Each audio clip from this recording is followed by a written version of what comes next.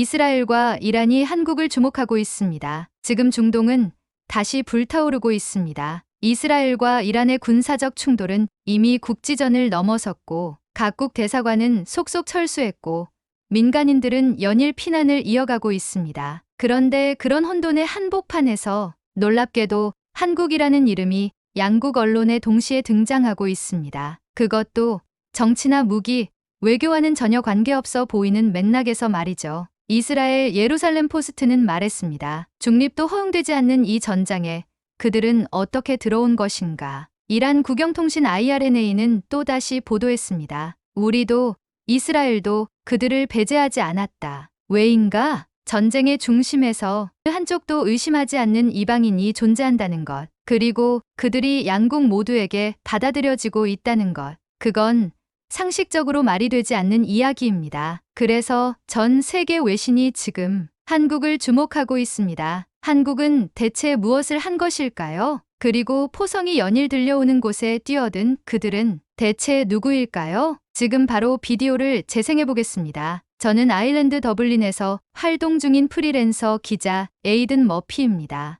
20년 가까이 취재 현장을 누볐고 그중 절반 이상은 전쟁터였습니다. 시리아의 골목에서, 우크라이나의 참호에서, 예멘, 국경의 피난촌에서 제 카메라는 언제나 가장 먼저 총성이 멈춘 자리로 향했습니다. 제겐 전쟁이란 폭격과 교전 그 자체보다 그 이후에 남겨진 사람들의 얼굴로 기억되는 일이기 때문입니다. 지난달 말 오래전부터 인연을 이어오던 국제독립보도협력기구 FIPC로부터 한 통의 메일이 도착했습니다. 제목은 이랬습니다. 양국 분쟁 현장 공동 취재 요청, 이란과 이스라엘. 메일을 보는 순간 머릿속이 복잡해졌습니다. 중동에서 그것도 이란과 이스라엘 양쪽을 모두 취재한다는 건 그야말로 위험천만한 일이었습니다. 두 나라는 수십 년 동안 암묵적 전쟁 상태에 있었고 최근엔 민간 지역을 겨냥한 미사일 공격이 오갈 정도로 긴장이 고조된 상황이었으니까요. 어느 한쪽을 다루는 것만으로도 취재는 어려운데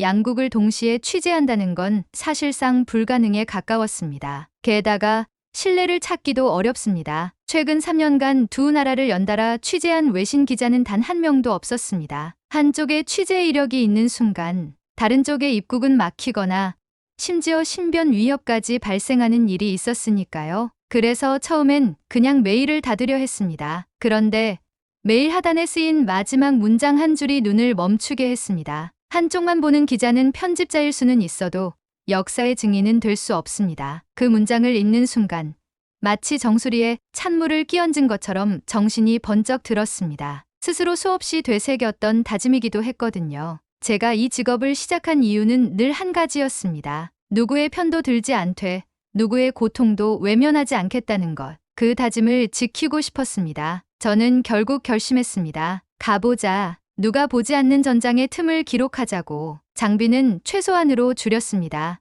오래된 DSLR 카메라, 음성 녹음기, 노트북 한 대, 그리고 연필과 지우개. 특히 지우개는 항상 가지고 다닙니다. 현장에 묻어오는 선입견과 왜곡을 지우고 싶다는 저만의 다짐이랄까요. 이스라엘로 향하는 비행기를 타기 전 일정과 취재 동선을 수없이 점검했습니다. 혹시라도 치우쳤다는 오해를 받을 수 있는 상황은 철저히 배제해야 했으니까요. 저는 첫 취재지로 스데로트라는 도시를 선택했습니다. 가자지구와 가까운 이스라엘 남부 국경 도시로 며칠 전 로켓 공격을 받은 현장이기도 했습니다. 스데로트에 도착하자마자 공기부터 달랐습니다. 거리는 조용했지만 그 조용함 속에 긴장이 가득 배어 있었습니다. 주택가의 창문은 대부분 방탄 셔터로 가려져 있었고 골목마다 포탄이 떨어진 흔적이 선명했습니다. 간혹 들리는 아이들의 웃음소리마저 불안하게 느껴질 만큼요. 취재를 위해 로켓이 떨어졌던 한 초등학교 근처로 갔습니다. 아이들이 피신했던 방공호 시설과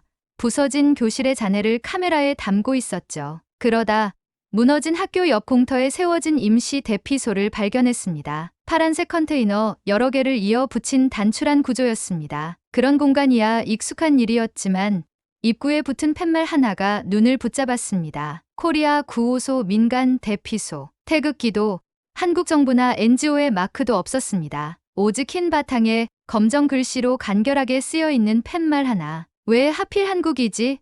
처음엔 단순한 해외 구호물자 전달이려니 싶었습니다. 한국이 중동 구호 활동에 적극적이라는 이야기를 들은 적도 없었고 이스라엘과의 외교 관계가 특별히 강한 편도 아니었으니까요. 게다가 무장경비도 없고 현장에서 한국어를 쓰는 사람도 보이지 않았습니다. 그래서 저는 그저 스쳐 지나가려 했습니다. 그런데 이상하게도 마음 한켠이 계속 그 팻말을 붙잡았습니다. 아무도 주목하지 않는 그 이름. 전쟁과 무관한 나라에서 온 흔적. 그리고 정확히 일주일 뒤 저는 이란 서부 국경도시 케르만샤에서 똑같은 표지판을 다시 마주하게 됩니다. 그때부터 모든 것이 달라졌습니다. 이란 서부 국경도시 케르만샤에 도착한 것은 이스라엘 취재를 마치고 일주일이 채 안 된 날이었습니다. 국경을 넘는 건 간단한 일이 아니었고 공식적인 이동은 애초에 불가능에 가까웠습니다. 국제독립보도협력기구 FIPC의 특별 조치가 있었기에 가능한 일이었죠.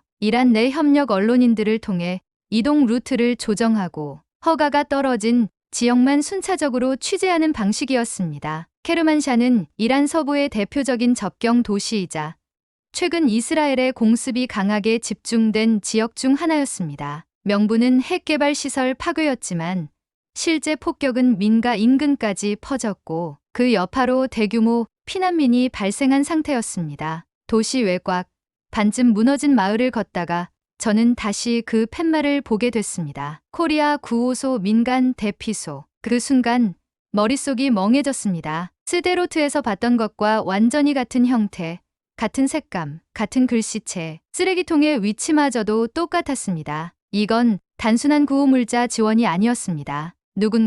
분명 누군가가 이 양국의 전쟁 한가운데서도 동일한 방식의 구조체를 설치하고 있었던 겁니다. 이란과 이스라엘, 말도 섞지 않는 두 나라이며 서로를 증오하는 수준을 넘어 말살 대상으로 여기는 적대국입니다. 그런데 그 사이에 국가 이름조차 붙지 않은, 그러나 분명히 코리아라는 흔적을 지닌 구호소가 존재한다는 사실, 도무지 이해되지 않았습니다. 그래서 저는 취재 계획을 변경했습니다. 단순히 폭격 피해 현장을 다루는 것이 아니라 이 구호소의 정체를 추적해보기로 한 겁니다. 우선 현지인들의 이야기를 듣기 시작했습니다. 통역사의 도움을 받아 대피소를 이용했던 피난민들을 찾았고 다행히 여러 명과 대화를 나눌 수 있었습니다. 그 컨테이너요?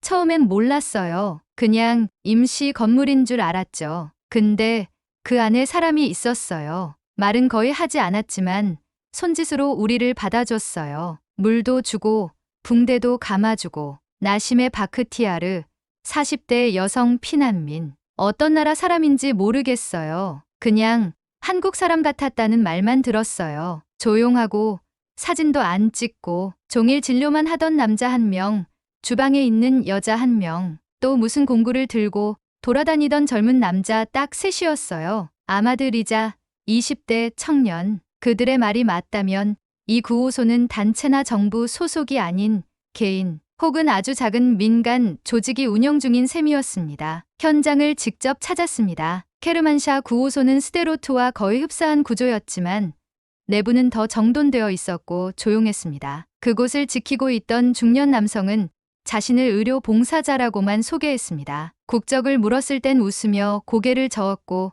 사진 촬영은 정중히 거절했습니다. 어느 나라든 폭탄은 똑같이 떨어집니다. 맞은 사람의 국적을 보고 상처를 고칠 수는 없잖아요. 그냥 사람이 다치면 도와주는 거죠. 그 한마디가 제 마음속 깊은 곳을 건드렸습니다. 중립도 인도주의도 다 좋습니다. 하지만 그는 그렇게 말하지 않았습니다. 사람이 다치면 도와준다. 단순하지만 그래서 더 강한 말. 그날 저녁 저는 조용히 일지를 정리하면서 스스로에게 질문을 던졌습니다. 왜 한국인들일까?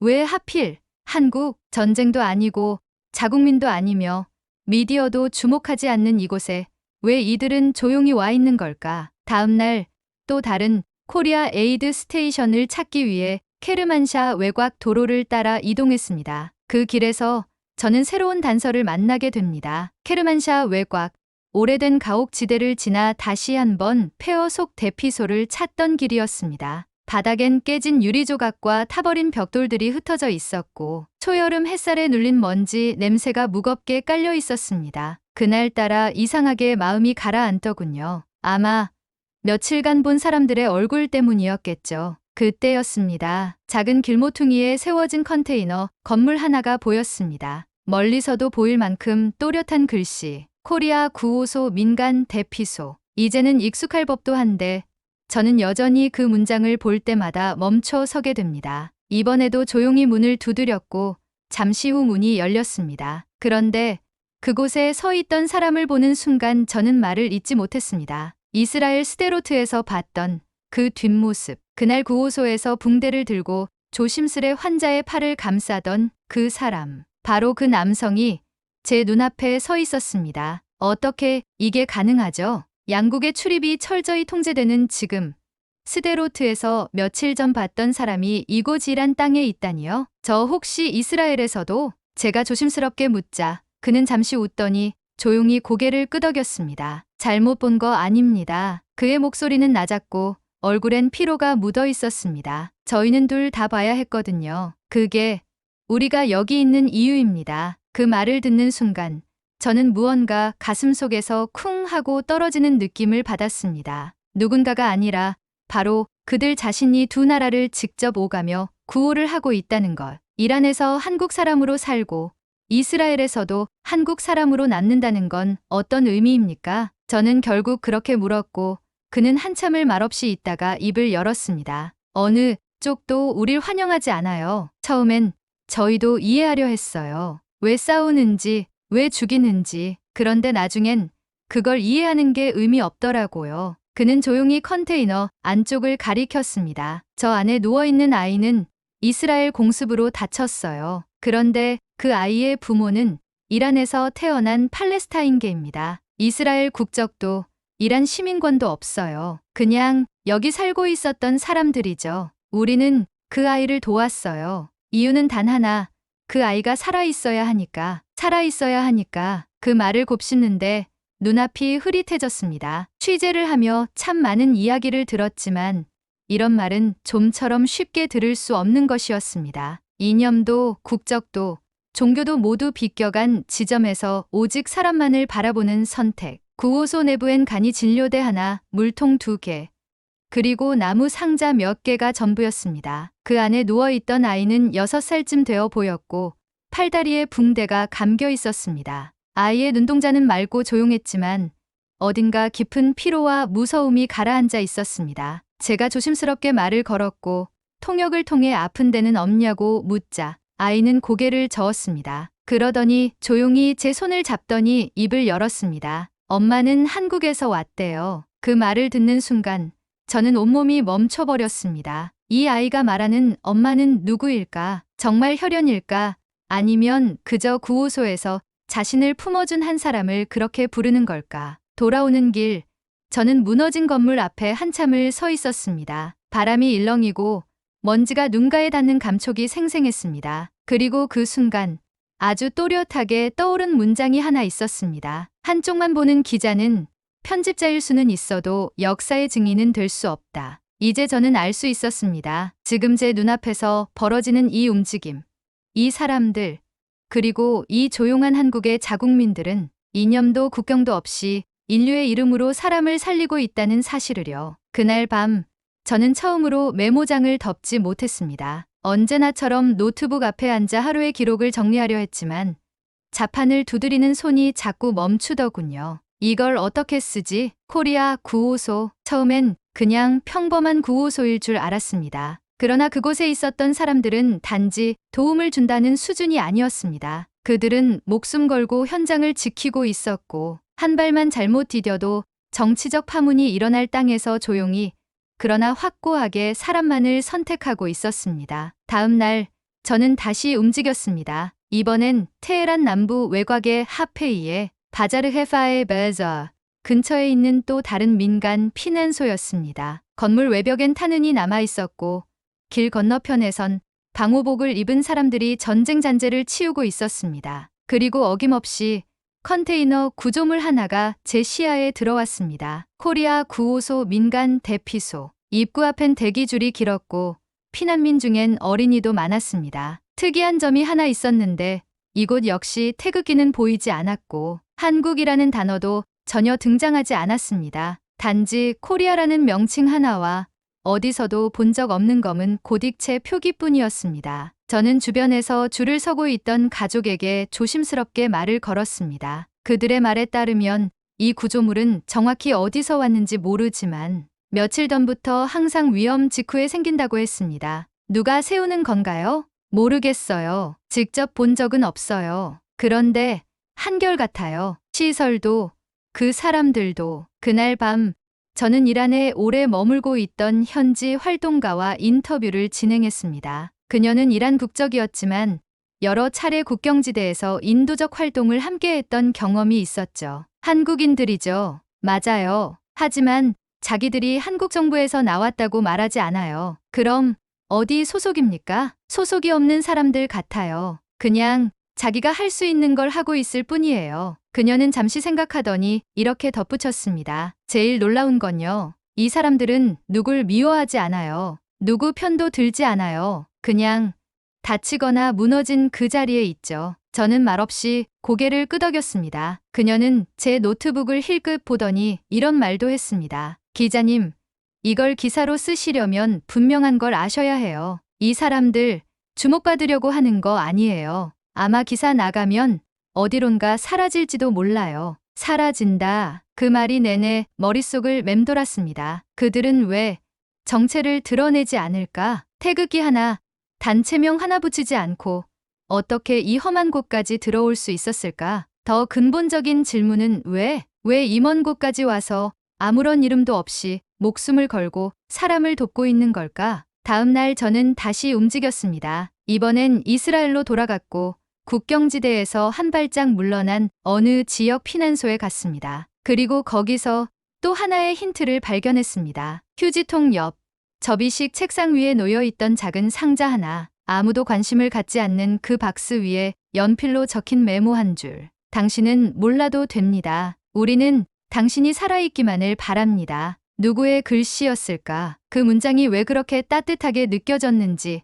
아직도 설명할 수 없습니다. 그저 확신하게 된 건 이 이야기를 어떻게든 써야 한다는 마음이었습니다. 그들을 증명하는 건 태극기도 단체명도 아닌 이 전쟁 한가운데에서 아무 말 없이 한 생명을 품은 따뜻한 손 하나라는 것. 케르만샤에서 다시 국경을 넘어 이스라엘로 돌아왔을 때 제 노트북엔 수십 개의 파일이 어지럽게 열려 있었습니다. 정리되지 않은 사진들, 피난민들의 음성 인터뷰, 피로에 절은 제 얼굴이 비친 화면까지. 그 사이에서 가장 눈에 밟히는 건 다름 아닌 구호소 앞에서 묵묵히 어린아이에게 물을 건네던 한국인 청년의 손짓이었습니다. 그가 어떤 소속인지 어디서 왔는지 저는 아직도 모릅니다. 인터뷰를 시도했지만 그는 웃으며 이렇게 말했죠. 전 말하는 것보다 손이 빠른 편이에요. 기자님은 이야기 남기시는 분이니 그거 잘해주세요. 그리고는 땀에 젖은 티셔츠를 다시 질끈 묶고 트럭 뒤편으로 걸어갔습니다. 그의 뒷모습을 바라보며 저는 문득 제 일에 대해서 되묻기 시작했습니다. 나는 지금 무엇을 보고 있는 걸까? 이 전쟁을 기록하는 것이지 판단하는 게 아니라고 믿어왔는데 이젠 도무지 무엇이 옳고 그른지조차 모르겠다. 이스라엘에서 만난 어느 시민 인터뷰가 떠올랐습니다. 그녀는 하마스의 폭격으로 가족을 잃은 뒤 이렇게 말했죠. 우리는 계속 맞고만 있지 않았어요. 당연한 방어였고 마땅한 보복이었어요. 그래서 그쪽 마을이 불타는 걸 봤을 때 솔직히 안도했어요. 그 말엔 분명히 이해가 실려 있었지만 그와 동시에 단념도 깃들어 있었습니다. 마치 이 전쟁은 누구도 벗어날 수 없는 운명이라는 듯이. 그녀의 말을 녹취하면서도 저는 속으로 자꾸 어떤 장면을 떠올렸습니다. 이란에서 만난 한 어린 소년, 아흐마드가 낡은 천에 둘둘 감긴 축구공을 품에 안고 있던 모습이었죠. 그는 묻지도 않았는데 이렇게 말했습니다. 저희 할아버지가 그러셨어요. 죽은 사람은 묻히지만 산 사람은 뛸 수 있어야 한다고요. 그리고는 그 축구공을 바닥에 놓고 벌어진 벽 틈 사이로 공을 굴리기 시작했죠. 그의 어깨 너머로 보인 건 또 다른 코리아 구호소의 간이 텐트였습니다. 양국 모두에서 마주한 건 도무지 흑백으로 나눌 수 없는 감정의 잔해들이었습니다. 피해자와 가해자, 보복과 방어, 정의와 보전. 그 모든 단어들이 사람들의 입을 통해 흘러나올 때마다 제 안에 무언가가 흔들렸습니다. 그리고 그 중심엔 늘 묵묵히 대피소를 운영하던 한국인들이 있었습니다. 그들은 누구에게도 정당성을 묻지 않았고 어느 쪽에도 죄를 돌리지 않았습니다. 그저 다친 사람, 굶은 아이, 무너진 집에서 나온 노인을 가장 먼저 살피고 있을 뿐이었습니다. 그날 밤 예루살렘 외곽에 있는 작은 게스트하우스에서 저는 처음으로 제 기사 제목을 정해보았습니다. 오래 고민한 끝에 화면 한가운데 이렇게 적었습니다. 전쟁은 사람이 만든 것이지만 사람은 전쟁을 끝낼 수 있습니다. 그 한 문장을 적고 나니 어느 순간 눈물이 흐르고 있더군요. 제가 울고 있다는 걸 한동안 몰랐습니다. 아마도 제 안의 기준이 처음으로 무너지고 있었던 것 같습니다. 누가 먼저였는가라는 질문보다 지금 누가 사람을 살리고 있는가라는 질문이 더 중요하다는 것을 그때 저는 처음으로 마음속에 새겼습니다. 그리고 저는 다음 목적지를 정했습니다. 이스라엘과 이란이 최근 공방을 벌였던 시리아 접경지대, 민간인 피해가 가장 컸던 지역이기도 했고 가장 최근에 코리아 9호소위 목격되었다는 이야기를 들었기 때문이었습니다. 이제 저는 기록자가 아니라 증인을 자처하기 시작했습니다. 그들에게는 마이크를 들이대지 않고 그저 그 곁에 앉아 눈을 맞추는 걸로도 충분하다는 것을 비로소 이해하게 되었던 순간이었습니다. 그래도 사람은 살아야 하니까. 시리아와 인접한 이스라엘 북부 국경 마을 메투라미취라. 그곳은 겉보기엔 평화로웠습니다. 잿빛 돌담 위로 포도넝쿨이 들이우고 멀리서 아이들 웃음소리도 간간히 들려왔으니까요. 하지만 조금만 더 걸음을 옮기면 바닥엔 탄 피와 파편이 흩어져 있었고 길목마다 민간인 접근 금지라는 팻말이 희미하게 찢긴 채 나부끼고 있었습니다. 그곳에서 저는 구호팀 일지 하나를 우연히 발견하게 되었습니다. 코리아 9호소의 표시가 희미하게 남아있던 허물어진 천막 안쪽이었습니다. 낡은 클립보드에 간이로 적힌 기록들이 뿌연 먼지 속에서 제 손에 쥐어졌습니다. 6월 4일 도착, 주변 민간 거주지 12가구 파괴 확인, 생존자 구조 시작, 6월 5일 어린이 3명 응급처치, 야간 공습으로 천막 일부 손실, 6월 6일 식수 배급 중단, 외부 지원 없음, 6월 7일 현지 자원봉사자 합류, 말 통하지 않아도 함께 움직임,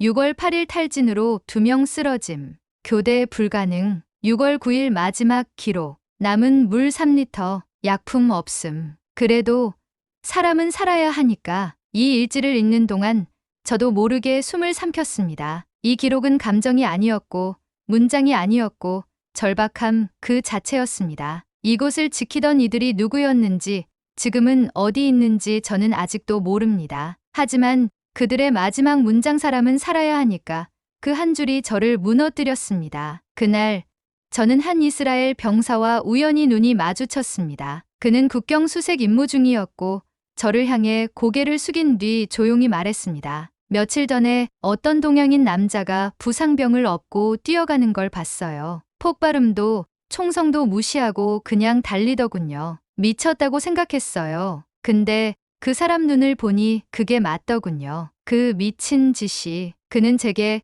그가 본 장면을 스케치북에 그려서 보여줬습니다. 간이 천막, 그리고 안쪽에서 노인을 치료하는 젊은 남자, 다급한 손짓, 그리고 노인을 감싸 안고 있는 표정. 말보다 그림이 더 많은 걸 말해주고 있었죠. 그때 제게 떠오른 장면이 있습니다. 시리아 국경 마을에서 본 아이들, 지붕이 무너진 집 터 앞에서 나뭇가지로 밥그릇을 긁어먹던 그 아이들. 누군가 저를 향해 이렇게 말했죠. 총알보다 무서운 건 밥이 없다는 거예요. 이란에서도 이스라엘에서도 시리아에서도 공통된 한 가지는 총알이나 폭탄이 아니라 그 이후의 시간이었습니다. 그 시간 속에서 사람들은 버텨야 했고 그때마다 나타났던 건 무장이 아닌 밥과 물과 손이었습니다. 그걸 가장 조용히 그리고 치열하게 해내고 있던 사람들. 바로 한국인 구호자들이었습니다. 국적도 이름도 밝히지 않던 그들이 왜 이곳에 있었는지, 왜 그런 짓을 하고 있었는지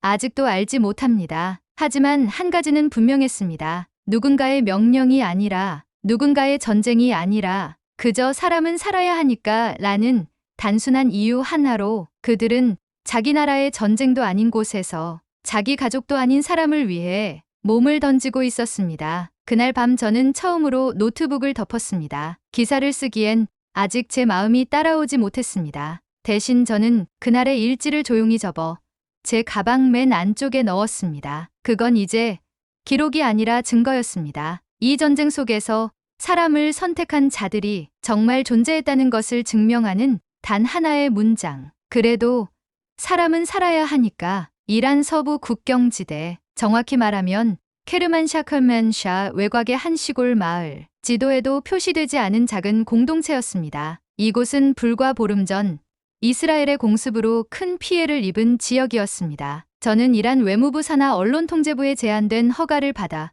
그곳에 도착했습니다. 과거엔 시아파 성지 순례길 중 하나였다고 하는데 지금은 그냥 부서진 집터 그 자체였습니다. 절반은 날아간 회교 사원, 굴삭기로 파낸 듯 움푹 파인 도로, 그리고 먼지 가득한 골목길. 그 골목 안쪽에서 저는 이름 없는 구조소 하나를 발견했습니다. 간이 천막 몇 개, 비닐로 덮은 외벽, 그리고 나무 판자로 만든 간이 탁자. 현지 주민 몇 명이 줄을 서 있었고 어떤 이들은 팔에 붕대를 감고 어떤 이들은 무릎 위에 이불을 덮은 채 대기하고 있었습니다. 그 순간 익숙한 표식이 눈에 들어왔습니다. 코리아 구호소 민간 대피소. 또다시 똑같은 글씨체, 흰 배경, 검은 고딕, 그리고 아무런 소속도 밝히지 않는 그 팻말. 저는 마치 유령을 본 듯 그대로 굳었습니다. 이곳은 분명 이스라엘의 적성국가입니다. 이란과 이스라엘의 충돌은 단순한 무력 충돌이 아닌 존재의 부정에 가까운 적대 관계였고 한국은 분명 어느 한쪽 편에 서는 것을 꺼리는 나라였습니다. 그런데 그 한국이 이란에서도 동일한 방식으로 사람을 위한 공간을 만들고 있었다는 사실. 저는 구조소 내부로 향했습니다. 의료진은 대부분 마스크를 쓰고 있었고 현지어 외에 영어도 거의 통하지 않았습니다. 하지만 몇몇 장면은 말이 필요 없었습니다. 세 발을 잃은 노인에게 따뜻한 물수건을 건네는 간호사, 부러진 팔에 묵묵히 부목을 대는 중년 남성, 그리고 그 옆 조심스럽게 붕대를 쥔 손끝에 작게 적힌 네임택 하나, L-E, J, H. 그제야 깨달았습니다. 이들은 한국인 자원봉사자들이었습니다. 이름도 언급하지 않고 언론 노출도 피하면서 누구도 알아주지 않는 곳에서 적대국조차 구분하지 않은 채 그저 사람을 사람으로 보고 있었던 사람들. 저는 그곳에서 말없이 한참을 서 있었습니다. 구호소 바깥에서 기다리던 한 여성 피난민이 다가와 제게 작은 종이컵을 건넸습니다. 따뜻한 물과 말린 대추 몇 알. 그녀는 고운 페르시아어로 조심스레 말했습니다. 그 사람들 자기 나라 사람이 아닌데도 우리를 돌봐줘요. 그냥 사람이니까 그런 거래요. 그녀의 말은 단순했고 담담했습니다. 하지만 제 귀엔 번개처럼 박혔습니다. 그냥 사람이니까. 그 단어가 이스라엘에서 그리고 지금 이란에서 전혀 다른 언어와 종교와 문화 속에서도 같은 방식으로 존재하고 있다는 것. 그건 더 이상 우연이 아니었습니다. 의도였고 선택이었고 믿음의 체계였습니다. 그들이 말하지 않아도 알 수 있었죠. 전쟁이 나도 사람은 살아야 한다. 누가 누구를 미워하든 한 생명은 똑같이 소중하다. 그날 밤 저는 텐트 밖 바위 위에 앉아 별 하나 없는 하늘을 올려다봤습니다. 모래바람이 살짝 지나가고 그 안에서 뭔가가 들려오는 듯했죠. 그건 총성도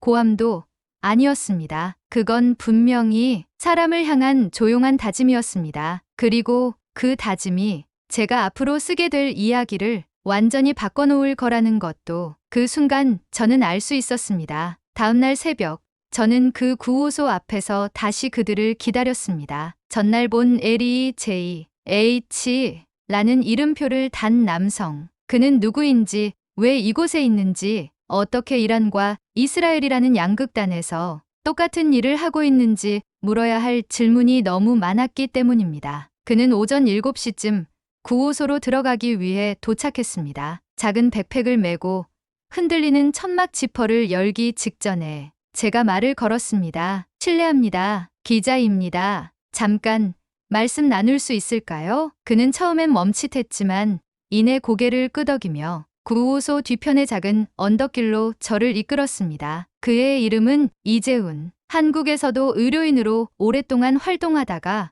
2년 전부터 국경을 넘나드는 민간 구호 네트워크에서 일하고 있다고 했습니다. 어느 기관에 소속되신 건가요? NGO 혹은 정부 산하 조직 같은. 제가 묻자그는 고개를 저었습니다. 그냥 몇 명 모인 비공식 팀이에요. 누구는 의사, 누구는 간호사, 누구는 전기 기술자. 한국에도 조용히 도와주는 분들이 계시고요. 우리는 어디에도 소속되지 않기로 약속했어요. 그래서 구호소라는 이름도 공식이 아니고요. 하지만 이런 식으로 활동하면 위험하지 않나요? 네, 맞아요. 위험하죠. 그래서 언론 노출도 피하고 현장에선 국적도 말하지 않아요. 그래도 저희는 그게 옳다고 믿어요. 사람은 어느 편에도 속하지 않고 어느 자리에서도 아파하니까요. 그의 말이 참 이상했습니다. 요즘처럼 진영이 갈리고 색이 먼저 보이는 세상에서 그는 오히려 색을 지우고 싶어하는 사람이었기 때문입니다. 하지만 왜 한국이라는 이름은 쓰시나요?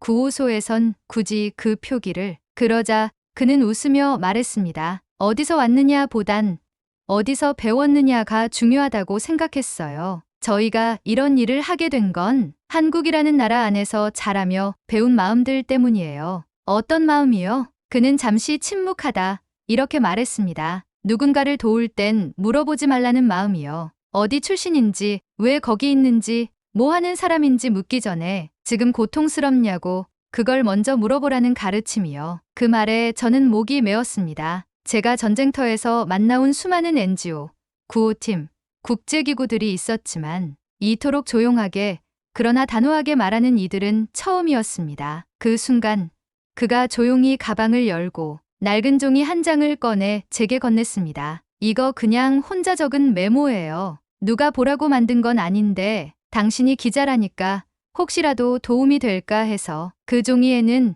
삐뚤빼뚤한 한글과 영어가 섞여 있었습니다. 사람은 살아야 한다. 그래야 싸울 이유도 화해할 기회도 생기니까. 전쟁은 멈추는 게 아니라 사람이 멈추는 거다. 우리는 그 멈춤을 막기 위해 여기에 있다. 글을 다 읽고 나자 저는 눈을 들어 그를 바라보았습니다. 그는 아무 말 없이 고개를 끄덕였습니다. 그게 모든 대답이라는 듯.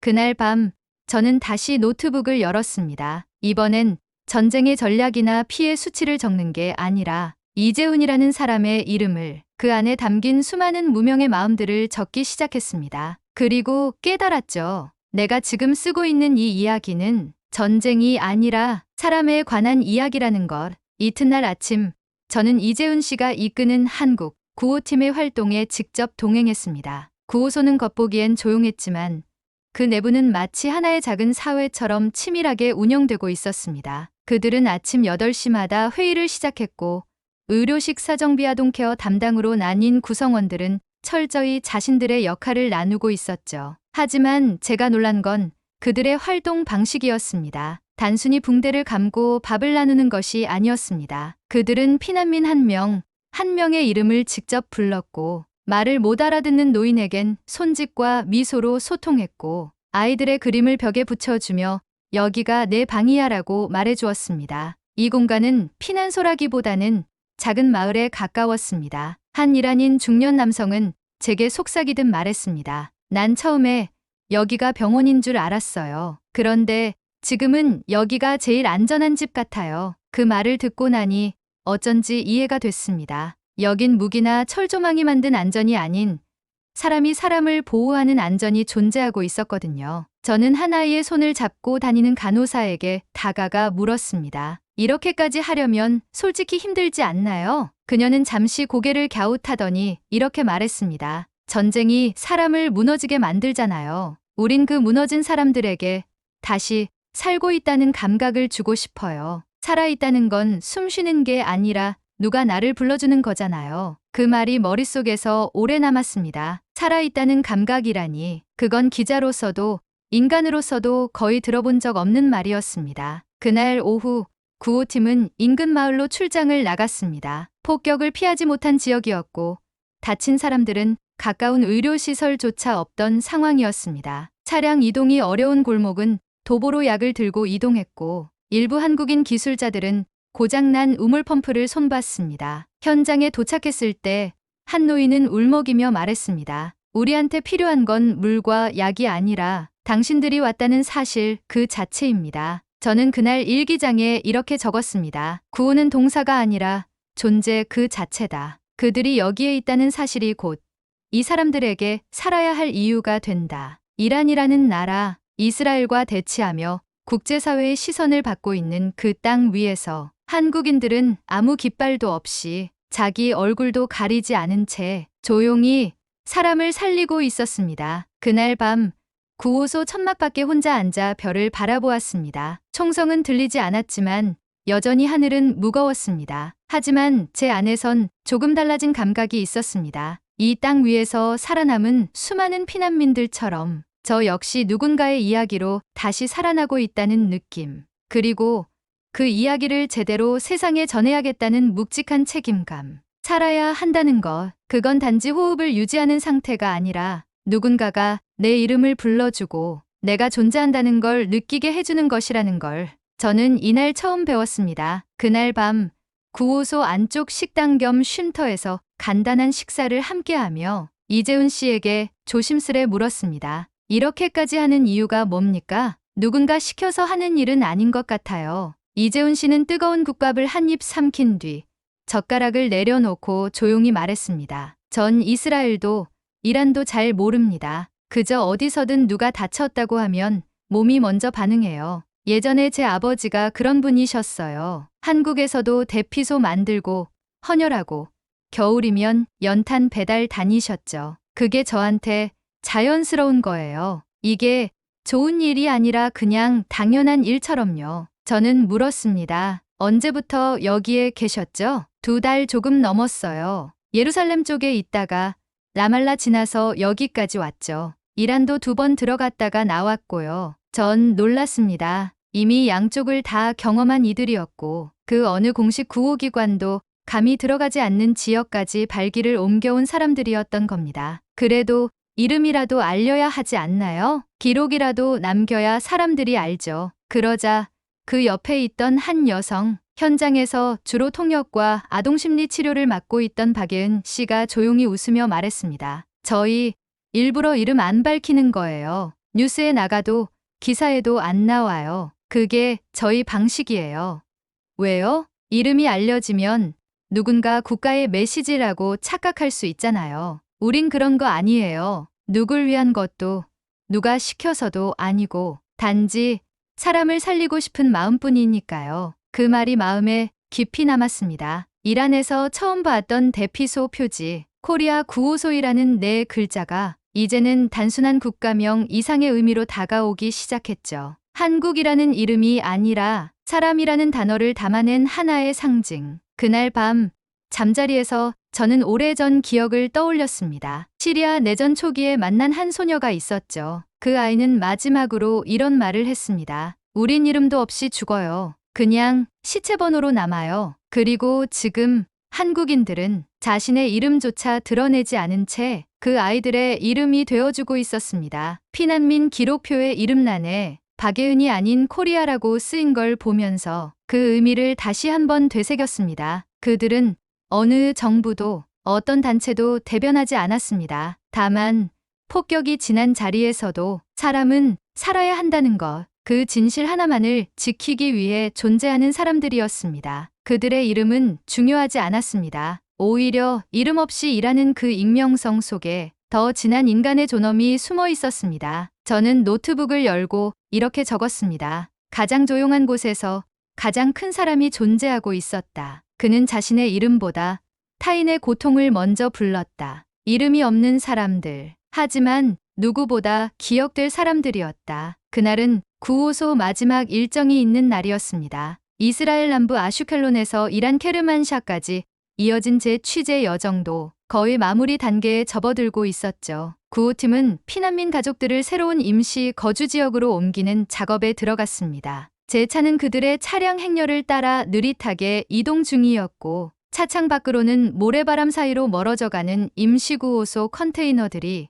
하나둘 시야에서 사라지고 있었습니다. 그 순간 제 눈앞에 예상치 못한 광경이 펼쳐졌습니다. 이란 어린 소녀 하나가 낡은 손수레에 짐을 싣고 걷고 있었고 그 옆에는 이스라엘계 봉사자 한 명이 그 손수레를 함께 밀어주고 있었습니다. 둘은 말이 통하지 않았습니다. 소녀는 페르시아어밖에 몰랐고 그 남성은 히브리어만 쓸 수 있었죠. 그런데도 그들은 마치 오래전부터 알고 지낸 사이처럼 서로를 바라보며 고개를 끄덕이고 손짓으로 대화를 이어갔습니다. 소녀는 자기 동생을 가리키며 조심히 다리를 짚으라는 듯한 몸짓을 했고 그 남성은 서툴지만 미소로 응답하며 아이를 등에 업었습니다. 그들의 발밑엔 한 조각의 방향 표시가 놓여 있었죠. 조용히 바닥에 꽂힌 나무 팻말. 그 위에는 한 문장이 쓰여 있었습니다. 이 길은 사람을 위한 길입니다. 코리아. 저는 말없이 셔터를 눌렀습니다. 그 한 장면만으로도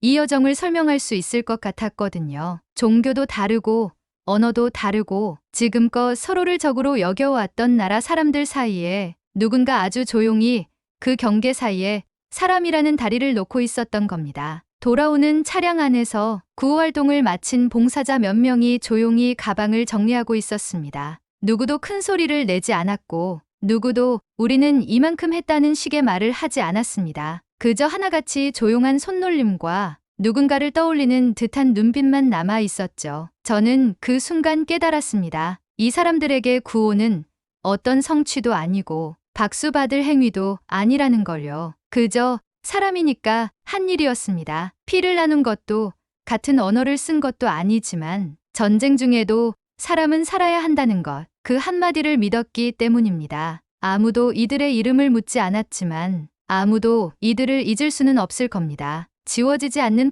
풍경이었습니다. 말이 통하지 않아도 국적이 달라도 피난민과 봉사자가 함께한 그 장면은 어떤 연설보다 강한 메시지를 품고 있었죠. 그날 밤 저는 제 노트북에 이렇게 남겼습니다. 이 전쟁은 아직 끝나지 않았다. 하지만 이 길을 걷는 사람들 덕분에 인간은 끝나지 않을 것이다. 그날 밤 이란 서부 국경의 조용한 숙소에서 저는 한참을 가만히 앉아 있었습니다. 녹음 파일을 다시 듣고 메모를 정리하고 사진을 천천히 넘겨보며 이 모든 여정이 정말 내 것이었나 실감이 나질 않았습니다. 2달 전까지만 해도 저는 이스라엘과 이란, 그 치열한 전선 양끝을 한눈에 본 사람은 세상에 없을 거라 생각했습니다. 그리고 그 사이에서 뭔가를 느낀다는 건 더더욱 불가능하다고 여겼죠. 하지만 제가 본 건 분명했습니다. 어떤 이름도 걸지 않고 어떤 진영에도 서지 않은 사람들.